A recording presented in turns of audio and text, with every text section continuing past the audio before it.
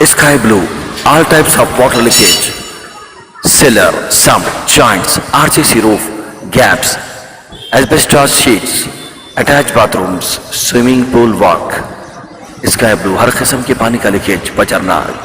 Seller, sump, joints, RCC چھت، gap, asbestos sheet, attach bathroom کے علاوہ swimming pool کے لیکیج کا کام اطمینان بخش طریقے سے انجام دیا جاتا ہے. ایم اے پرویز، موبائل نمبر 9963778636. السلام علیکم ورحمۃ اللہ وبرکاتہ. ناظرین، استقبال ہے، سواگت ہے آپ کا viral news live studio Jalgaon, Maharashtra, India میں. میں آپ کا میزبان مفتی محمد ہارون ندوی. آئیے انٹرنیشنل ٹاپ 5 نیوز، دنیا کی 5 بڑی خاص اہم خبروں پر نظر ڈالتے ہیں. جی ہاں ناظرین، سب سے پہلے میں اپیل کروں گا کہ جو ساتھی نئے ہیں وہ اگر چاہتے ہیں کہ ملک بھارت کی اور پوری دنیا کی سچی خبریں بے باک، بے خوف اور نڈر انداز میں سنیں اور دیکھیں تو جڑ جائیے، اس چینل سے سبسکرائب کر لیں، بیل آئیکن گھنٹی کے بٹن کو بھی دبا دیں، اور گھنٹی کا بٹن پریس کرنے کے بعد، دبانے کے بعد 3 آپشن آئے گی. اس میں پہلا آپشن رہے گا ALL آل کا، اس سے بھی ٹچ کر دیں. یہ تینوں کام کرنے سے یہ ہوگا کہ آپ چینل کے ساتھ جڑ جائیں گے، ہماری ہر خبر، ہر ویڈیو آپ کو آپ کے موبائل پر مل جایا کرے گی. اور ہاں ناظرین، اسکرین پر ہمارے چینل کا بینک اکاؤنٹ نمبر، ایسے ہی گوگل پے، فون پے اور پے ٹی ایم کا نمبر بھی دیا جاتا ہے.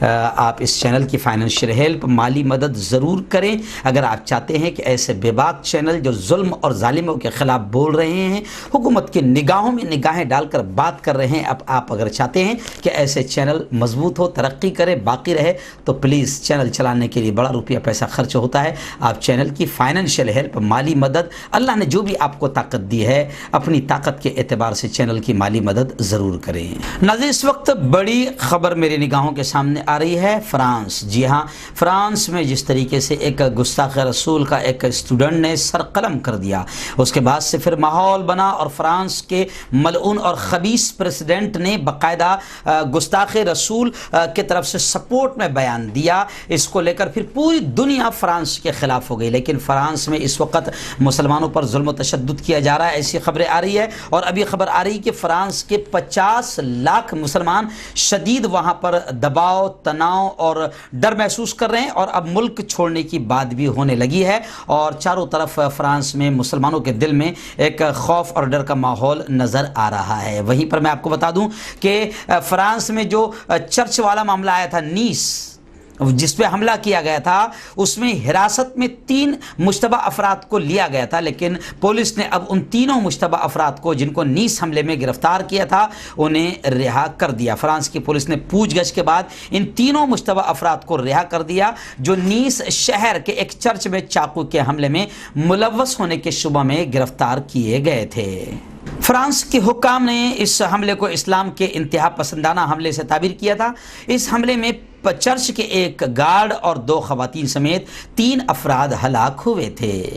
ناظرین، ایسے ہی دوسری بڑی خبر اس وقت میری نگاہوں کے سامنے افغانستان سے ہے. افغانستان میں کابل یونیورسٹی پر اس وقت مسلح افراد نے دھاوا بول دیا، حملہ کر دیا، جب وہاں ایک کتاب کی افتتاحی رونمائی کی تقریب ہو رہی تھی. افغان اور ایرانی حکام اس تقریب میں موجود تھے. میں آپ کو بتا دوں کہ کابل یونیورسٹی پر دہشت گردانہ اس حملے میں 19 لوگوں کے ہلاک ہونے کی اور درجنوں کے زخمی ہونے کی خبر ہے. افغان میڈیا کے مطابق کابل یونیورسٹی دھماکوں اور فائرنگ کی آواز سے گونج اٹھی. نیز 3 مسلح افراد نے مرکزی دروازے سے داخل ہو کر اندھا دھند فائرنگ کی اور بارودی مواد کے دھماکے کیے. کابل پولیس نے یونیورسٹی کا چاروں طرف سے گھیراؤ کر لیا ہے اور دونوں طرف سے فائرنگ کا تبادلہ جاری رہا، لیکن 19 لوگ ہلاک اور درجنوں افراد اس حملے میں ہلاک ہوئے ہیں اور درجنوں زخمی ہوئے ہیں.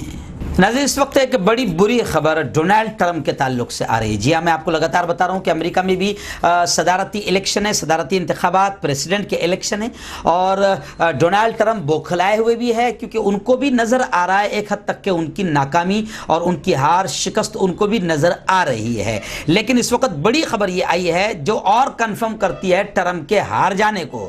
خبر یہ ہے کہ ایک امریکی پروفیسر ہے جو کئی سالوں سے صدارتی صدارتی الیکشن میں پیشن گوئی دیتے ہیں کہ کون جیتے گا کون ہارے گا, اور ان کی پیشن گوئی اب تک درست ہوئی ہے. اب اس امریکی پروفیسر نے بھی یہ پیشن گوئی دے دی ہے کہ صدارتی الیکشن میں اس بار امریکی صدارتی انتخاب میں جہاں مہم زور و شور سے جاری ہے, انہوں نے یہ کہہ دیا کہ ٹرمپ اور جو بائیڈن کے حامی اپنے اپنے امیدواروں کی جیت کے لیے پر امید ہے, مگر اس بار الیکشن کے دن سے پہلے ریکارڈ تعداد اپنے ووٹ کاسٹ کر دیے گئے ہیں. اور ان پروفیسر نے بھی یہ اشارہ کر دیا ہے کہ ڈونلڈ ٹرمپ کی شکست نظر آ رہی ہے. جی ہاں ناظرین, میں آپ کو بتا دوں کہ 1984 سے 1984 سے صدارتی انتخابات میں پریزیڈنٹ کے الیکشن میں کون فتح ہوگا کون ہارے گا, یہ امریکن یونیورسٹی کے پروفیسر اور تاریخ داں ایلن یہ پہلے ہی کہہ دیتے تھے, اور آج تک جو بھی کہا ہے سچ ہوا ہے. اب اس بار موجودہ الیکشن میں انہوں نے بڑا یعنی ٹرمپ کا ہارٹ بیٹ اور بی پی بڑھا دیا ہے, اور انہوں نے بھی کہہ دیا ہے کہ ٹرمپ کی شکست نظر آ رہی ہے.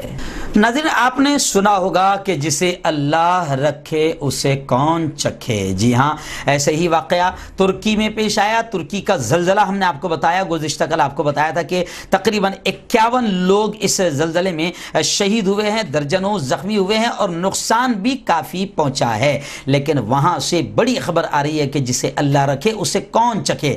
ایک بلڈنگ کے ملبے سے 3 دن کے بعد 2 بچیاں, معصوم بیٹیاں معجزانہ طور پر زندہ نکالی گئی, زندہ برآمد ہوئی. ترکی میں ہلاکت خیز زلزلے میں ملبے کا ڈھیر بننے والی عمارتوں میں سے 3 دن بعد معجزانہ طور پر زندہ بچ جانے والی 2 بچیوں کو نکالا گیا ہے. عالمی خبر رسائی ادارے کے مطابق ترکی کے ساحلی شہر ازمیر میں جمعے کے روز یہ زلزلہ آیا تھا, جس نے بڑے پیمانے پر تباہی مچائی.